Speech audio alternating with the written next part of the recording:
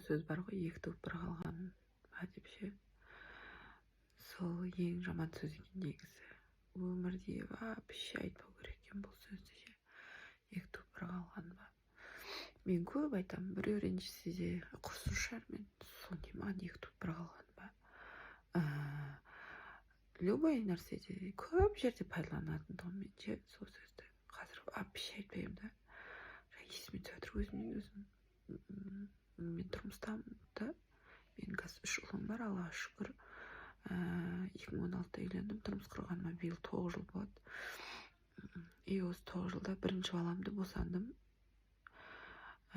Екінші балам өзінен өзі туарманға келгенде 32 аптада өзінен өзі шетінеп кетті. Еш жерім ауырған жоқ, еш нәрсе болған жоқ, стресс, еш нәрсе болған жоқ, тұмауратқан да жоқпын даже ше. Все было нормально. Білмеймін, өзінен өзі шетінеп кетті. И после этого тағы да екіншісін тағы да несен.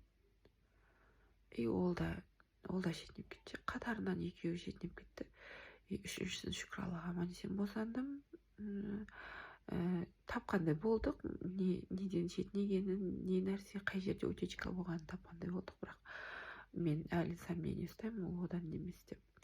Одан кейін үшіншісінде тоже под наблюдением полный жаңағы анализ тапсырып отырып, әр 2 апта сайын анализ тапсырып отырып, шүкір Аллаға осы кезде қазір 8 айлық үшінші баламды босандым.